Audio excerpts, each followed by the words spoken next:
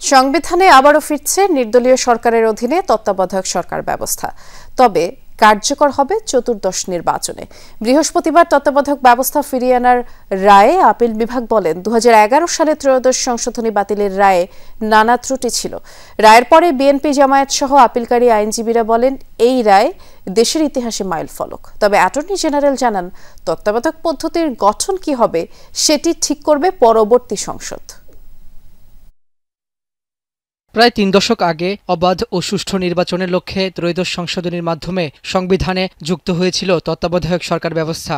এরপর 3টি নির্বাচন হয়েছিল নির্দলীয় এই সরকারের অধীনে। 1996 সালে তত্ত্বাবধায়ক সরকার ব্যবস্থা অন্তর্ভুক্তির আন্দোলনে নেতৃত্ব দিয়েছিল পতিত আওয়ামী লীগ, কিন্তু 2011 সালে ক্ষমতায় এসে সর্বোচ্চ আদালতের রায়ে পঞ্চদশ সংশোধনীর মাধ্যমে বাতিল করে দেওয়া হয় সেই ব্যবস্থা। এরপর 3টি নির্বাচনে একতরফাভাবে জয় পায় আওয়ামী লীগ। পরবর্তী পরিস্থিতিতে তত্ত্বাবধায়ক ব্যবস্থা পুনর্বহাল করতে আবারও শুরু হয় আইনি লড়াই। আপিল বিভাগে বিএনপি জামায়াত ও সুজন সম্পাদক বদিউল আলম সহ 5 বিশিষ্ট ব্যক্তির ও রাষ্ট্রপক্ষে শুনানি হয় 10 দিন। বৃহস্পতিবার সংবিধানে তত্ত্বাবধায়ক সরকার ব্যবস্থা ফিরিয়ে রায় দেন দেশের সর্বোচ্চ আদালত। প্রধান বিচারপতি সৈয়দ রেফাত আহমেদের নেতৃত্বাধীন 7 বিচারপতির পূর্ণাঙ্গ বেঞ্চ সর্বসম্মতিক্রমে এই রায় দেন। আপিলকারী আইনজীবীরা বলেন তত্ত্বাবধায়ক পুনর্বহাল করে দেয়া রায়ে দেশে আবারও ফিরে আসবে গণতন্ত্র। 15 বছর ধরে যে স্বৈরতান্ত্রিক ব্যবস্থা চালু হয়েছিল তার সূচনা হয়েছিল বিচারপতি খায়রুল হকের নেতৃত্বে দেয়া এই রায়ের মাধ্যমে, এবং এই রায় এত বাজে একটা রায় ছিল, এটা অনেক ধরনের ভুলে পরিপূর্ণ ছিল। আমাদের এই তত্ত্বাবধায়ক সরকার ব্যবস্থা বাতিলের মাধ্যমে নির্বাচন ব্যবস্থাকে নির্বাচনে পাঠিয়ে দেওয়া হয়েছিল, যার ফলে 3টি নির্বাচন আমাদের বিতর্কিত নির্বাচন হয়েছে, জালিয়াতি নির্বাচন হয়েছে। রায়ের পর আনুষ্ঠানিক প্রতিক্রিয়া জানান বিএনপি ও জামায়াতের আইনজীবীরা, বলেন ইতিহাসে মাইলফলক হয়ে থাকবে এই রায়। দেশের মানুষকে ক্ষতি করার জন্য, দেশকে ধ্বংস করার জন্য সেটা আজকে এই রায়ের মাধ্যমে প্রমাণ হলো। এই যে তত্ত্বাবধায়ক সরকার রিভাইভ হলো, তার কার্যকারিতা থাকবে না, তার কার্যকারিতা থাকবে প্রসপেক্টিভলি, অর্থাৎ চতুর্দশ সংসদ নির্বাচন হবে সেই সময় থেকে, নেক্সট পার্লামেন্টে। পরে রাষ্ট্রের সর্বোচ্চ আইন কর্মকর্তা বলেন এই রায়ের মাধ্যমে বিচার বিভাগের কলঙ্কমুক্ত হয়েছে। এই রায় পরবর্তীতে আর রিভিউ করা যাবে না। তত্ত্বাবধায়ক সরকার বিলোপ করে যে নির্বাচন হয়েছিল, বাংলাদেশের গণতন্ত্রের যে কবর রচিত হয়েছিল, আর তত্ত্বাবধায়ক সরকার পুনর্বহাল হওয়ার পরে গণতান্ত্রিক পথে বাংলাদেশ, মহাসড়কে বাংলাদেশ হাঁটবে, এই সাবজেক্টের উপরে ত্রয়োদশ সংশোধনের উপরে এইটা এখন past and close chapter. Second review আমাদের আইনে পারমিট করে না। ঐতিহাসিক এই রায়ের পর্যবেক্ষণে আপিল বিভাগ বলেন তত্ত্বাবধায়ক সরকার বাতিল করে 2011 সালে এবিএম খায়রুল হকের আপিল বিভাগের সেই রায়ে নানা ত্রুটি ছিল। 14 বছর পর দেশের সর্বোচ্চ আদালতের রায়ের মাধ্যমে সংবিধানে তত্ত্বাবধায়ক সরকার ব্যবস্থা ফিরলেও সেটি কিভাবে গঠিত হবে সে প্রশ্নের উত্তর পেতে হলে অপেক্ষা করতে হবে পূর্ণাঙ্গ রায় প্রকাশ হওয়ার আগ পর্যন্ত। তবে আইনজীবীরা বলছেন এটি যেহেতু চতুর্দশ নির্বাচন থেকে কার্যকর হবে, সে পর্যন্ত এই ব্যবস্থায় আমূল পরিবর্তন আসতে পারে। রাব্বি হোসেন, যমুনা নিউজ, ঢাকা। তত্ত্বাবধায়ক সরকার পুনর্বহালের রায় নতুন দিগন্ত উন্মোচন করবে, এমন মন্তব্য করেছেন বিএনপির স্থায়ী কমিটির সদস্য আমির খসরু মাহমুদ চৌধুরী। তিনি বলেছেন এই রায় বিএনপির দীর্ঘদিনের আন্দোলনের সাফল্য। ঢাকা বিশ্ববিদ্যালয়ে ফ্রি মেডিকেল সেবা ও স্বাস্থ্য পরীক্ষা ক্যাম্প অনুষ্ঠান শেষে আমির খসরু বলেছেন তত্ত্বাবধায়ক সরকারের অনুপস্থিতিতে মানুষকে যে ত্যাগ স্বীকার করতে হয়েছে, আগামী নির্বাচনের আগে সেই সংকট আর থাকবে না। তিনি বলেন তত্ত্বাবধায়ক সরকারের কাঠামো নিয়ে রাজনৈতিক দলগুলোর মধ্যে ভিন্ন মত থাকলেও আলোচনার মাধ্যমেই তার সমাধান হবে। ধানের শীষ বঞ্চিতদের এনসিপিতে মনোনয়ন দেওয়ার ঘটনা বিএনপির ভোটের মাঠে কোনো প্রভাব ফেলবে না বলেও মনে করেন আমির খসরু।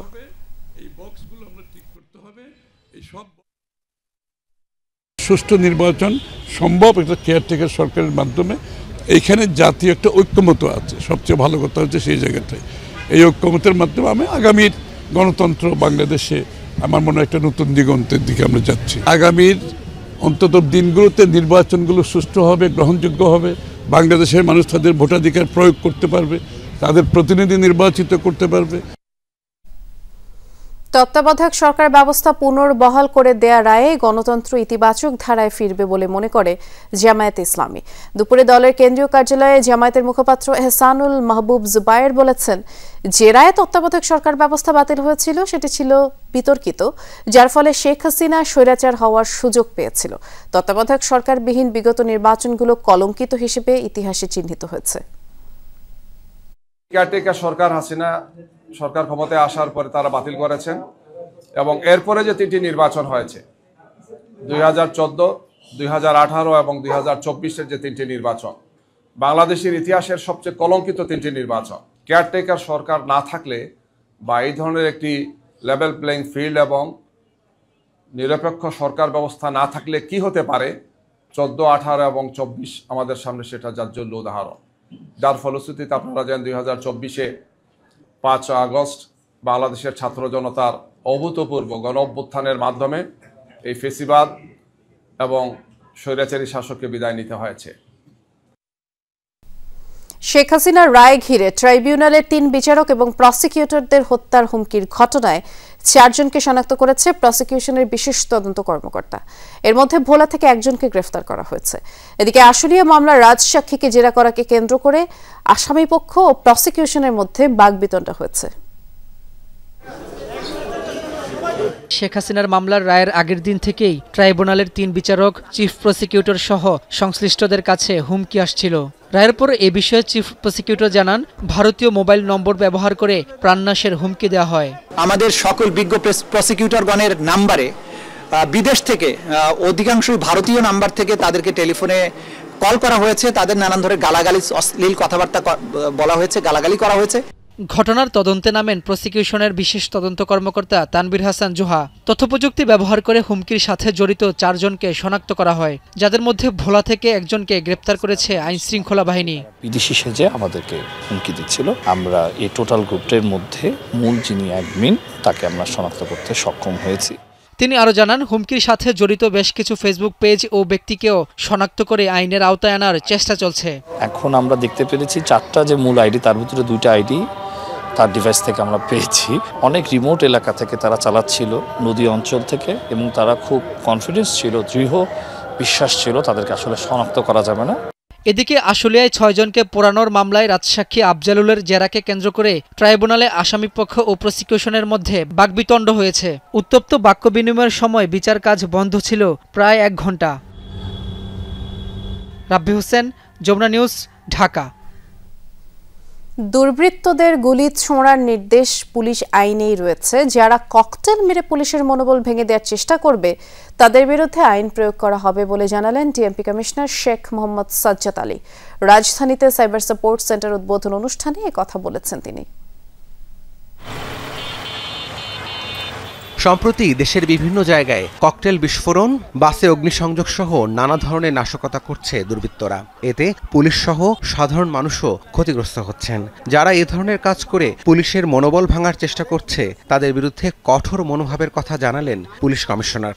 আমার অফিসারদের মনোবল যদি ভেঙে যায় তাহলে আপনাদেরকে আবার এই নিজেদেরকে বাঁশের লাঠি নিয়ে বৃদ্ধ লোককেও রাস্তায় নেমে তার বাড়িঘর এর পাহারা দিতে হবে। সো যারা এই ধরনের দুর্বৃত্তায়নের কাজ করতেছেন, ককটেল মেরে আমার লোকের মনোবল ভাঙার জন্য চেষ্টা করতেছেন, প্লিজ তাদের কাছে আমার অনুরোধ, আপনারা এইরূপ কাজটি করবেন না। নগরের আইন শৃঙ্খলা রক্ষায় সম্প্রতি মাঠ পর্যায়ে দায়িত্ব পালন করা পুলিশ সদস্যদের যে গুলির নির্দেশনা দিয়েছেন তারও ব্যাখ্যা দেন ডিএমপির এই অতিরিক্ত কমিশনার। আনলফুল অ্যাসেম্বলি ডিসপার্স করার জন্য অনেকগুলো স্টেপ আছে। এই স্টেপগুলো ক্রমান্বয়ে অতিক্রম করার পরেই লাস্ট স্টেপ হচ্ছে আমার ফায়ার ওপেন করা। কোন ক্ষেত্রে পুলিশ ফায়ার ওপেন করতে পারবে এবং কতটুকু কি করতে পারবে এটা বলা আছে। এইটা বাংলাদেশের এক্সিস্টিং আইন। এই আইনটা আমরা আমাদের সহকর্মীদেরকে জাস্ট স্মরণ করিয়ে দিয়েছি, তারা যেন ভীত সন্ত্রস্ত না হয়ে পড়ে, তারা যেন মনোবল না হারায়। দিনের পর দিন সাইবার অপরাধ বেড়েই চলেছে। ভুক্তভোগীদের প্রতিকার দিতে এবং সাইবার অপরাধ দমনে ডিএমপির সাইবার সাপোর্ট সেন্টার 24 ঘন্টা কাজ করবে এমন প্রতিশ্রুতি দেন কমিশনার। রাব্বি সিদ্দিকী, যমুনা নিউজ, ঢাকা। আগামী 3 থেকে 4 কার্যদিবসের মধ্যে গণভোট আইন হবে বলে জানিয়েছেন আইন উপদেষ্টা আসিফ নজরুল। বিকেলে ফরেন সার্ভিস একাডেমিতে এক সংবাদ সম্মেলনে তিনি বলেছেন, শেখ হাসিনা ও আসাদুজ্জামান খানকে ফেরাতে ভারতকে চিঠি দিচ্ছে সরকার। প্রয়োজনে আইজিসিতে যাওয়ার কথাও বলেন তিনি। এদিন বিচার বিভাগের স্বাধীনতায় পৃথক সুপ্রিম কোর্ট সচিবালয়ের চূড়ান্ত অনুমোদন দিয়েছে উপদেষ্টা পরিষদ। ফেব্রুয়ারিতে ত্রয়োদশ জাতীয় নির্বাচন, একই দিন হতে যাচ্ছে গণভোট। ইতোমধ্যে জানানো হয়েছে কোন কোন প্রশ্নে হ্যাঁ বা না ভোট দিতে হবে, কিন্তু সমস্যা হলো গণভোটের কোনো আইনি বিধান নেই বাংলাদেশে। সেই শূন্যতা পূরণে উদ্যোগ নিয়েছে সরকার। এই অবস্থার অবসান ফরেন সার্ভিস একাডেমিতে এক সংবাদ সম্মেলনে আইন উপদেষ্টা জানিয়েছেন, নতুন আইনে কেটে যাবে সকল জটিলতা। গণভোট আইন আমরা খুব দ্রুত করতে যাচ্ছি, এই উইকে করে ফেলবো। ধরেন আজকে কি বার, বৃহস্পতিবার, তো ধরেন আগামী 3-4 কার্যদিবসের মধ্যে হয়ে যাবে।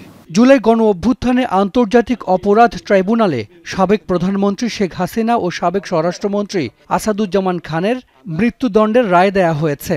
তাদের ফেরাতে ভারত সরকারকে চিঠি দিচ্ছে সরকার। আওয়ামী লীগ নেত্রী শেখ হাসিনা এবং সাবেক স্বরাষ্ট্রমন্ত্রী আসাদুজ্জামান কামাল, ওনাদের এক্সট্রাডিশনের জন্য আমরা চিঠি দিচ্ছি এবং এর পাশাপাশি ওনাদের প্রত্যর্পণ করার জন্য, যেহেতু ওনারা এখন কনভিক্টেড, মৃত্যুদণ্ডপ্রাপ্ত, কাজেই আমরা মনে করি ভারতের এখন বাড়তি দায়িত্ব রয়েছে তাদের ফেরত দেওয়ার জন্য। আন্তর্জাতিক যে অপরাধ আদালত রয়েছে রোমে, সেখানে আমরা কোনো রকম অ্যাপ্রোচ করতে পারি নাকি সেটা বিচার বিবেচনা করার জন্য আমরা অচিরেই বসে সিদ্ধান্ত নিব। আইন উপদেষ্টা আরও জানান, নিম্ন আদালতের উপর সরকারের হস্তক্ষেপ বন্ধে পৃথক সুপ্রিম কোর্ট সচিবালয়ের চূড়ান্ত অনুমোদন দিয়েছে উপদেষ্টা পরিষদ। এই অধ্যাদেশ কার্যকরী হওয়ার পর নিম্ন আদালতের বিচারকদের যে কন্ট্রোল বলতে কি বোঝায় এটা বলি। নিম্ন আদালতের বিচারকদের পদায়ন, বদলি, পদোন্নতি, শৃঙ্খলাজনিত বিষয়াদি, ছুটি সংক্রান্ত বিষয়াদি, এমনকি নিম্ন আদালতের বিচারকদের নিয়োগ, কর্মের শর্তাবলী নির্ধারণ, সমস্ত কিছু সুপ্রিম কোর্টের সচিবালয় করবে। আইন মন্ত্রণালয় যেটা করত, এটা সম্পূর্ণভাবে সুপ্রিম কোর্টের সচিবালয়ের হাতে চলে যাবে। নিম্ন আদালতের বিচারকদের বদলি, পদোন্নতি সহ শৃঙ্খলা রক্ষা এবং শাসন বিভাগের নিয়ন্ত্রণমুক্ত হতে দীর্ঘদিন থেকে পৃথক সচিবালয় প্রতিষ্ঠার দাবি ছিল।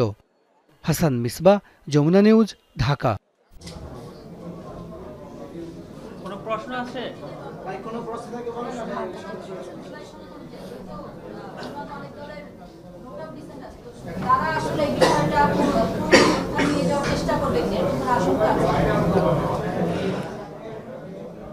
তত্ত্বাবধায়ক সরকার ব্যবস্থা বিচার বিভাগের উপরে নির্ভরশীল করার কারণে বাংলাদেশের রাজনৈতিক ইতিহাসে নানা ধরনের সংকট ঘনীভূত হয়েছিল। এর আগে বিএনপি সরকার যখন 2001-এ ক্ষমতায় এলো, তারা তাদের মতো করে তত্ত্বাবধায়ক সরকারের প্রধান উপদেষ্টা তৈরি করার জন্য তারা বিচারপতিদের বয়সসীমা তারা বৃদ্ধি করলেন এবং তার মধ্য দিয়ে বাংলাদেশে 1/11-এর মতো ঘটনা তৈরি হলো এবং এই বিচার বিভাগের কাছে সুনির্দিষ্টভাবে তত্ত্বাবধায়ক সরকারকে সোপর্দ করা, সেটা বাংলাদেশের রাজনৈতিক ইতিহাসে শান্তিপূর্ণভাবে ক্ষমতা হস্তান্তর এবং তত্ত্বাবধায়ক সরকার গঠন প্রক্রিয়াকে চূড়ান্তভাবে ব্যাহত করেছিল। সেক্ষেত্রে জাতীয় নাগরিক পার্টি এনসিপি ঐক্যমত্য কমিশনে শান্তিপূর্ণ উপায়ে ক্ষমতা হস্তান্তরের প্রক্রিয়া আমরা উত্থাপন করেছিলাম এবং তারই ভিত্তিতে ঐক্যমত্য কমিশনের সিদ্ধান্ত হয়েছে যে প্রথমে সরকারি দল, প্রধান বিরোধী দল এবং তৃতীয় যে বৃহত্তম দল থাকবে তাদের 5 জন প্রতিনিধিরা তারা তত্ত্বাবধায়ক সরকারের ব্যাপারে তারা সিদ্ধান্ত গ্রহণ করবেন এবং সেটা যে বিচার বিভাগ থেকেই হতে হবে এমন কোনো বাধ্যবাধকতার কথা সেখানে নাই। তারা যদি একমত হতে না পারেন সেক্ষেত্রে বিচার বিভাগ থেকে 2 জন বিচারপতিকে নিয়ে এসে তাদের সমন্বয়ে একটা র্যাঙ্ক চয়েস ভোটিংয়ের কথা বলা হয়েছে। সেই র্যাঙ্ক চয়েস ভোটিংয়ের ব্যাপারেই বিএনপির নোট অফ ডিসেন্ট রয়েছে। আমরা যখন জুলাই সনদের আদেশ জারি করা হলো, সে আদেশের মধ্যেই এই তত্ত্বাবধায়ক সরকার ব্যবস্থার কিভাবে সামনের দিনে অন্তর্ভুক্ত করা হবে, জুলাই সনদে বর্ণিত প্রক্রিয়ার কথা বলা হয়েছে। আমরা সরকারের কাছে আবারও দাবি জানাই যে জুলাই সনদ বাস্তবায়ন আদেশের মধ্যে তত্ত্বাবধায়ক সরকারের ব্যাপারে এবং সাংবিধানিক প্রতিষ্ঠানগুলোর ব্যাপারে জুলাই সনদে বর্ণিত প্রক্রিয়ার যে কথা বলা হয়েছে সেটা কি নোট অফ ডিসেন্ট সহ কি নোট অফ ডিসেন্ট ছাড়া, সেই ব্যাপারটাকে সরকারকে পরিষ্কার করতে হবে। অনলাইন ও অফলাইনে নারীরা নিরাপত্তাহীনতার মুখে, যা দেশের অগ্রগতির অন্তরায় বলে মন্তব্য করেছেন বিএনপির ভারপ্রাপ্ত চেয়ারম্যান তারেক রহমান। এক ফেসবুক পোস্টে তিনি বলেছেন, ভয় নিয়ে নারীরা এগোতে পারবে না। সাইবার জগৎ নিয়ে উদ্বেগ প্রকাশ করে বলেন, ডিজিটাল যুগে আগের তুলনায় সুযোগ বেশি থাকলেও হুমকি আছে। নারী নিরাপত্তা ও ক্ষমতায়নের জন্য 5 দফা কর্মপরিকল্পনা তুলে ধরেন বিএনপির ভারপ্রাপ্ত চেয়ারম্যান, যার প্রথমটি হলো জাতীয় অনলাইন সেফটি সিস্টেমের মাধ্যমে সাইবার বুলিং ও হুমকির দ্রুত অভিযোগ গ্রহণ ও প্রতিকার। জনজীবনে নারীর সুরক্ষা নিশ্চিতের লক্ষ্যে সাংবাদিক, শিক্ষার্থী, কর্মীদের জন্য আইনগত ও প্রযুক্তিগত সহায়তা। এছাড়া ডিজিটাল নিরাপত্তা শিক্ষার মাধ্যমে শিক্ষা প্রতিষ্ঠানে ব্যবহারিক প্রশিক্ষণ চালুর কথাও জানান তারেক রহমান। কুমিল্লা 6 আসনে একই স্থানে বিএনপি মনোনীত প্রার্থীর নির্বাচনী জনসভা এবং মনোনয়ন বঞ্চিত নেতার দোয়া মাহফিলের কর্মসূচি ঘিরে উত্তেজনা দেখা দিয়েছে। অনাকাঙ্ক্ষিত পরিস্থিতি এড়াতে কঠোর নিরাপত্তা ব্যবস্থা নিয়েছে আইনশৃঙ্খলা বাহিনী। নগরীর কান্দিরপাড় টাউন হল মাঠে আজ বিকেল 3টায় নির্বাচনী জনসভার ঘোষণা দেন বিএনপি মনোনীত প্রার্থী মনিরুল হক চৌধুরী। অন্যদিকে দলের ভারপ্রাপ্ত চেয়ারম্যান তারেক রহমানের জন্মদিন উপলক্ষে একই স্থানে সকাল 10টায় দোয়া মাহফিলের কর্মসূচি ঘোষণা করে মনোনয়ন বঞ্চিত আমিনুর রশিদ ইয়াসিনের অনুসারীরা। পরে উভয় পক্ষকে অন্যত্র কর্মসূচি আয়োজন করতে অনুরোধ জানিয়ে চিঠি দেয় প্রশাসন। সিরাজগঞ্জ 4 আসনে বিএনপি মনোনীত প্রার্থী এম আকবর আলীকে পরিবর্তনের দাবিতে মানববন্ধন ও বিক্ষোভ মিছিল হয়েছে। বিকেলে উল্লাপাড়া শ্রীখোলা মোড় এলাকায় অবস্থান নেয় সদর ইউনিয়ন বিএনপি ও অঙ্গ সংগঠনের নেতাকর্মীরা। এ সময় তারা বলেন, দলের হাইকমান্ড আকবর আলীকে মনোনয়ন দিলেও তিনি বয়সের ভারে নিউজ, আর এছাড়াও নেতাকর্মীদের সাথে তার আচরণ অনেক উগ্র। তাই অবিলম্বে তার মনোনয়ন পরিবর্তন করে সেই স্থানে যোগ্য ও ত্যাগী কাউকে মনোনয়ন দেওয়ার দাবি জানান তারা। ফেব্রুয়ারিতে নির্বাচন দিয়ে এই অন্তর্বর্তী সরকারকে বিদায় নেওয়ার আহ্বান জানিয়েছেন বিপ্লবী ওয়ার্কার্স পার্টির সাধারণ সম্পাদক সাইফুল হক।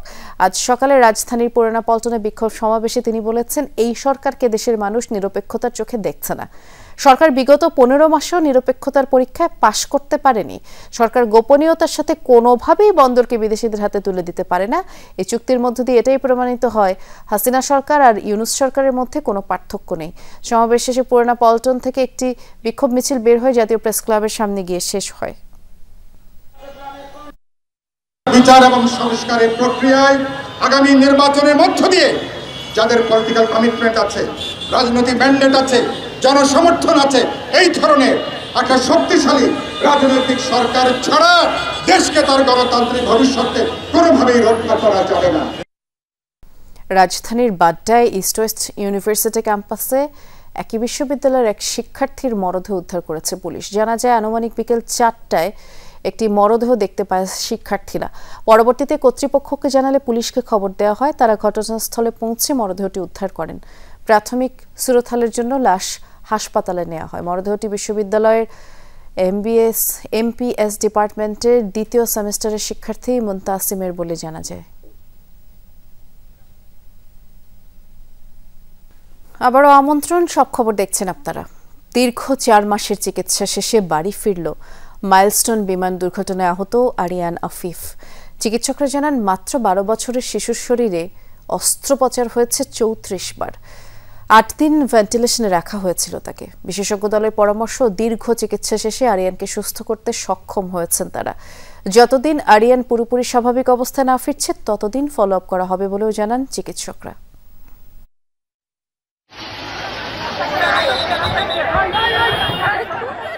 মাইলস্টোন স্কুল অ্যান্ড কলেজ নামটির সাথে জড়িত মর্মান্তিক এক স্মৃতি। 21 জুলাই বিকেলে হঠাৎই স্কুল ভবনের উপর আছড়ে পড়ে বিমান বাহিনীর AFT-7 BGI যুদ্ধবিমান। আহাজারিতে ভারী হয়ে ওঠে পুরো দেশ। আগুনের লেলিহান শিখায় ঝলসে যায় নিষ্পাপ প্রাণ। এর মাঝেও মৃত্যুর সাথে পাঞ্জা লড়ে অনেকেই ফিরছেন বাড়ি। তাদেরই একজন 12 বছর বয়সী আরিয়ান আফিফ। খুব মামুনির জন্য কষ্ট লাগে, মামুনি অনেক কষ্ট করছে আমার জন্য। দীর্ঘ 122 দিনের চিকিৎসার পর সুস্থ হয়ে বাড়ির পথে মাইলস্টোন ট্র্যাজেডিতে আহত শিশু আফিফ। সকালে আরিয়ানের বাড়ি ফেরা উপলক্ষে সংবাদ সম্মেলন করে জাতীয় বার্ন ও প্লাস্টিক সার্জারি ইনস্টিটিউট। চিকিৎসকরা জানান, বিমান দুর্ঘটনার পরপরই গুরুতর আহত অবস্থায় আরিয়ানকে বার্ন ইনস্টিটিউটে ভর্তি করানো হয়। দুর্ঘটনার সেই দুঃসহ স্মৃতি ভুলে স্বাভাবিক জীবনে ফিরতে চায় শিশুটি। লক্ষ্য শুধুই ভবিষ্যৎ। আর ছেলেকে সুস্থভাবে ফিরে পেয়ে আবেগ আপ্লুত আরিয়ানের মা। বাহার যেতেছি, আমি চিন্তা করতেছি আমি সুস্থ একদম। আমি চিন্তা করতে চাচ্ছি না যে আমি এখনও একটু অসুস্থ আছি, আমার কানের সমস্যা হচ্ছে এখনও, কিন্তু আমি ওগুলো চিন্তা করতে চাই না। যে আমি চাচ্ছি যে আমি একদম সুস্থ, আগে জীবনটা ফিরে নিতে চাই। কখনো আশা করি নাই আইসিইউ থেকে আমার বাবাটা আমার কাছে আসবে। বাচ্চাটাকে এই পর্যন্ত নিয়ে আসছে, আমি বাচ্চাটাকে নিয়ে বাসায় ফিরবো আজকে। আমার কত যে আনন্দ আমি বুঝাইতে পারবো না। 38% দগ্ধের ক্ষত নিয়ে আইসিইউতে রাখা হয় শিশু আরিয়ানকে। জীবন মৃত্যুর সন্ধিক্ষণে 8 দিন ছিল ভেন্টিলেশনে। তার জয়ী হওয়ার গল্পই শোনালেন চিকিৎসকরা। একটা সময় ছিল আরিয়ান উঠতেও চেত না, কথা বলতে চাইতো না, ডাক্তারদের দেখলে তার ভালো লাগতো না। এই অবস্থা থেকে আরিয়ান এখন অনেক ভালো হয়েছে এবং গত কিছুদিন ধরে দেখা হলেই বলতো যে আমি তো ভালো হয়েছে, আমি কবে বাড়ি যাব। মাইলস্টোন ট্র্যাজেডিতে আহতদের মধ্যে এখনও চিকিৎসাধীন 2 জন। শিগগিরই তারাও বাড়ি ফিরবে এমন প্রত্যাশা চিকিৎসকদের। আজকে যে আরিয়ান যাচ্ছে এর কিন্তু সারা জীবনের জন্য এর চিকিৎসা লাগবে।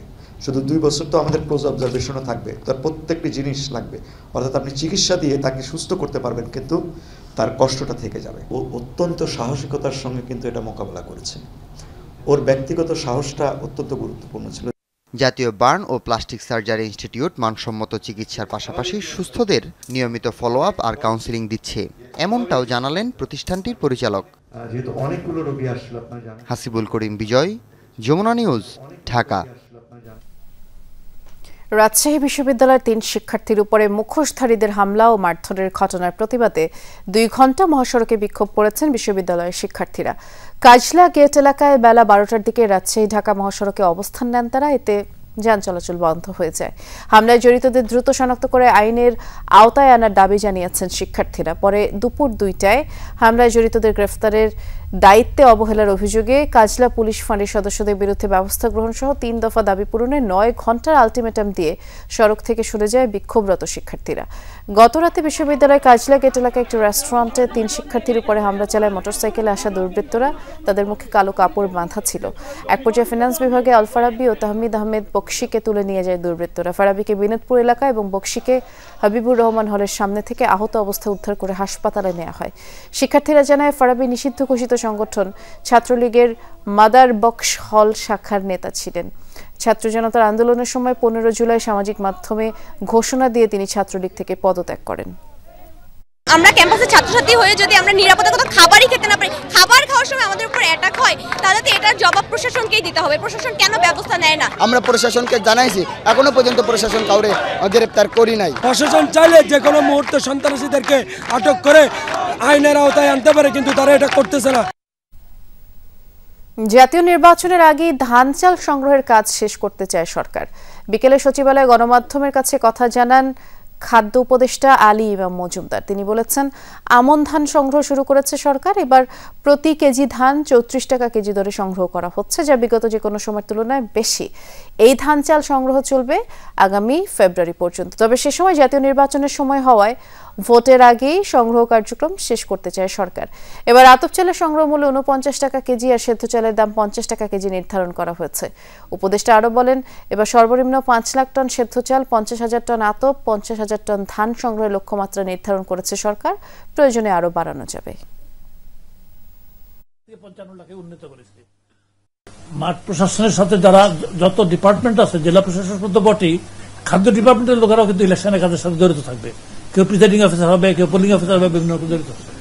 সুতরাং এর আগে প্রায় সবটা সংগ্রহ করে ফেলার জন্য ইনশাল্লাহ আমরা চেষ্টা করব। অ্যাজ ওয়েল এজ একটা কথা সবসময় বলি যে এই সরকার কিন্তু পরবর্তী সরকারের জন্য বিভিন্ন পর্যায়ে কাজগুলিকে কমফোর্টেবল রেখে যাবে, এ ব্যাপারে আমরা কমিটেড। বিগত সময়ে ভিনদেশি সংস্কৃতি দ্বারা দেশীয় সংস্কৃতিকে গ্রাস করা হয়েছে বলে অভিযোগ করেন ছাত্রদলের সভাপতি রাকিবুল ইসলাম রাকিব।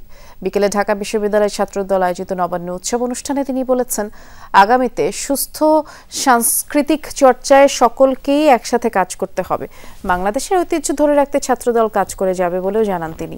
এ সময় ছাত্রদলের সাধারণ সম্পাদক নাসির উদ্দিন নাসির বলেছেন, গত 17 বছর দেশীয় শিল্পীদের প্রাপ্য মর্যাদা দিতে পারেনি, তবে সামনে শিল্পীদের ন্যায্যতা ফিরিয়ে দেওয়া হবে। যারা দেশীয় শিল্পীদের মর্যাদা ক্ষুণ্ণ করেছে তাদেরও বিচারের দাবি জানান।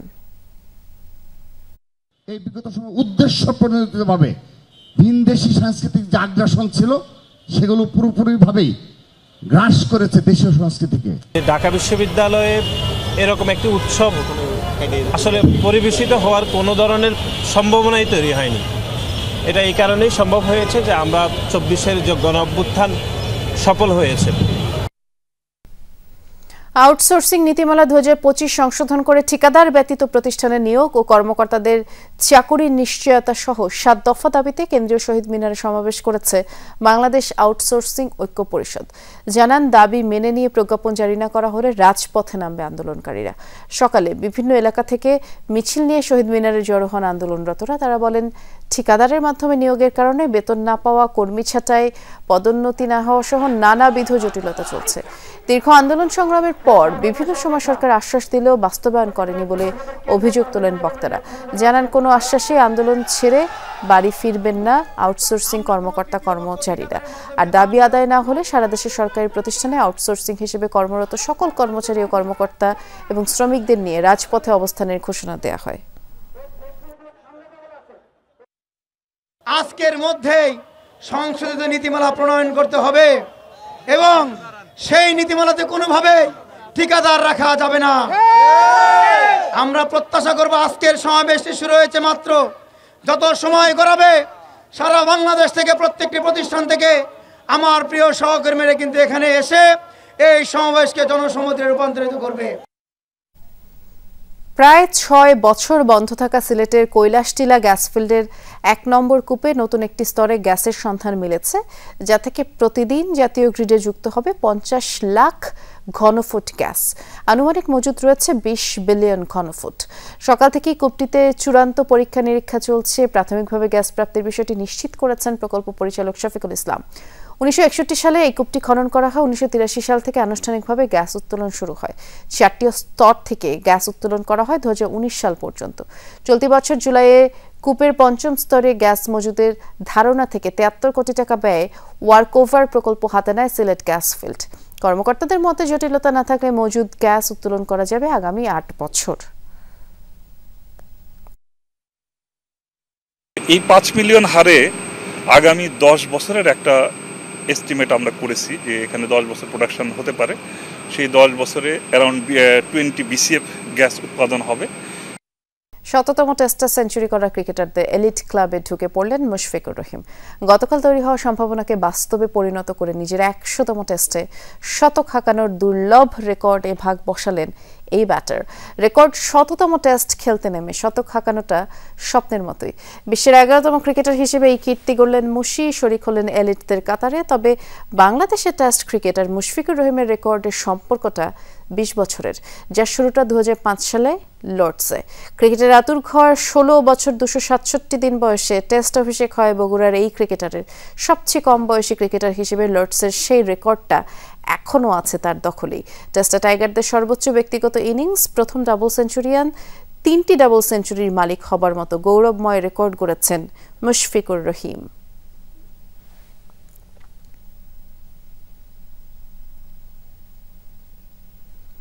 ঢাকা 15 আসনে বিএনপি মনোনীত প্রার্থী শফিকুল ইসলাম খান মিল্টনের উদ্যোগে মিরপুরে অনুষ্ঠিত হয়েছে let's run with Dhaka 15 marathon. আর এতে অংশ নেয় শতাধিক দৌড়বিদ। সকাল 7টার দিকে এই ম্যারাথন শুরু হয় রাজধানীর মিরপুরের SOS হারমান মেইনার কলেজের সামনে থেকে, যা কচুক্ষেত মোড় প্রদক্ষিণ করে মিরপুর 10 নম্বর হয়ে আবার মিরপুর 13তে গিয়ে শেষ হয়। এর আগে উদ্বোধনী পর্বে আয়োজক শফিকুল ইসলাম খান মিল্টন বলেন, বিএনপির ভারপ্রাপ্ত চেয়ারম্যান তারেক রহমানের জন্মদিনে কেক কেটে উদযাপনে দলের বিধিনিষেধ রয়েছে, তাই যুব সমাজকে শরীরচর্চায় উদ্বুদ্ধ করতেই এই ম্যারাথনের আয়োজন। অনুষ্ঠানে ঢাকা 16 আসনে বিএনপির প্রার্থী ও ঢাকা মহানগর উত্তর বিএনপির আহ্বায়ক আমিনুল হক বলেছেন, বিএনপির 31 দফাই বাংলাদেশের ভবিষ্যৎ। এ সময় তিনি আসন্ন নির্বাচনে বিএনপিকে জয়যুক্ত করার আহ্বান জানান।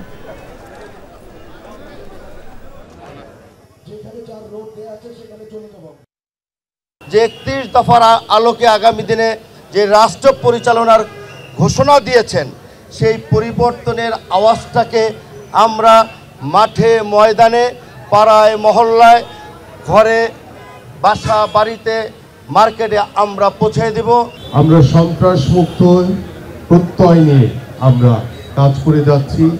আমরা নতুন সূর্যের আলোকে কিভাবে বাংলাদেশের প্রত্যেকটি ঘরে আলোকিত করা যায়, সেই আলোর মাধ্যমে আমরা নতুনভাবে আমাদের এই বাংলাদেশকে ঢেলে সাজাতে চাই। সিরাজগঞ্জের কাজীপুর উপজেলার চরাঞ্চলে ৬টি ইউনিয়ন নিয়ে যমুনা নামে উপজেলার দাবিতে মানববন্ধন করেছে এলাকাবাসী। দুপুরে সিরাজগঞ্জ শহরের নাজমুল চত্বরে প্রেস ক্লাবের সামনে এই মানববন্ধনে অংশ নেন ৬টি ইউনিয়নের মানুষ। বক্তারা এ সময় বলেন, উপজেলার ৬টি ইউনিয়ন যমুনার ওপারে, আর যে কোনো প্রয়োজনেই ১৫ কিলোমিটার নদী পাড়ি দিয়ে গাজীপুরে যেতে হয়। এতে চিকিৎসা সেবা সহ সকল নাগরিক সুবিধা থেকে বঞ্চিত হচ্ছেন তারা। মানববন্ধন শেষে জেলা প্রশাসকের কাছে একটি স্মারকলিপি দেন তারা। এ সময় উপস্থিত ছিলেন সিরাজগঞ্জ চেম্বার অব কমার্সের প্রেসিডেন্ট সাইদুর রহমান বাচ্চু, জনপ্রিয় কণ্ঠশিল্পী রোমানা মোর্শেদ কনক চাম্পা সহ হাজারো মানুষ। উপজেলার একটা জায়গা এত অবহেলিত হয়ে পড়ে থাকবে কেন? আমার মনে হয়েছে যে এই দাবিটা আরও অনেক আগে থেকেই তো উপস্থাপন করা উচিত ছিল।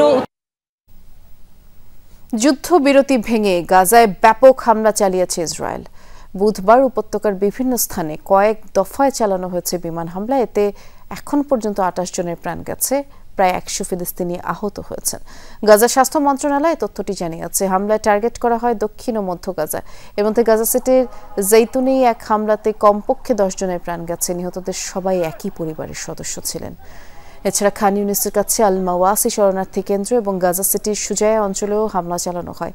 তেল আবিবের দাবি, খান ইউনিসে আইডিএফ সেনাদের উপর গুলি চালানোর জেরে হামাস সদস্যদের আশ্রয়স্থল টার্গেট করে অভিযানগুলো পরিচালনা করা হয়েছে।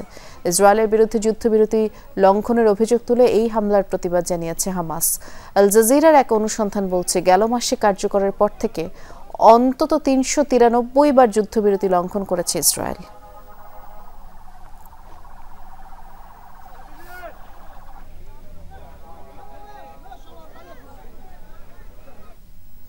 যুদ্ধবিরতির মাঝে লেবাননে অব্যাহত ইসরায়েলি বর্বরতা। পূর্ব সতর্কতা জারি করে লেবাননের ৪টি অঞ্চলে বিমান হামলা চালিয়েছে আইডিএফ। সামাজিক যোগাযোগ মাধ্যমে লেবাননের ৪টি এলাকায় হিজবুল্লাহর ঘাঁটি টার্গেট করে এই হামলার ঘোষণা দেয় ইসরায়েল। এর কিছু সময় পর দেইর কেফা, শেহুর, আইনাতা, তায়ের ফিলসায় এই ৪ গ্রামে বিমান হামলা চালায় আইডিএফ। ইসরায়েলের অভিযোগ, যুদ্ধবিরতির পরও পুনরায় সংগঠিত হওয়ার চেষ্টা করছে লেবাননের সশস্ত্র গোষ্ঠী হিজবুল্লাহ। সম্ভাব্য হামলা দমাতে বারবার হিজবুল্লাহকে টার্গেট করে অভিযান চালানোর দাবি করেছে তেল আবিব। এর আগে মঙ্গলবার যুদ্ধবিরতির পর লেবাননের সবচেয়ে ভয়াবহ হামলা চালিয়েছে ইসরায়েল, আর তাতে প্রাণ গেছে শরণার্থী শিবিরের আশ্রয় নেয় অন্তত ১৩ ফিলিস্তিনির।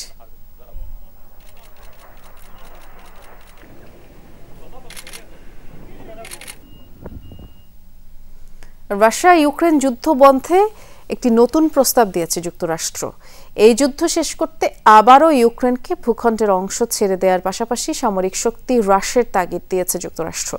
বুধবার ২ মার্কিন কর্মকর্তা জানিয়েছেন, শান্তি প্রতিষ্ঠায় নতুন একটি কাঠামো মেনে ইউক্রেনীয় প্রেসিডেন্ট জেলেনস্কিকে চাপ দিচ্ছে হোয়াইট হাউস।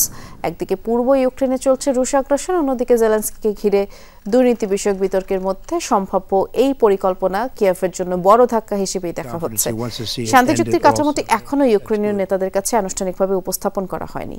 বুধবার মার্কিন সামরিক বাহিনীর একটি প্রতিনিধি দল কিয়েভ সফর করে সামরিক কৌশল ও প্রযুক্তি নিয়ে আলোচনা করার পাশাপাশি স্থায়ী শান্তি প্রক্রিয়া নিয়েও আলোচনার লক্ষ্যে তাদের এই সফর।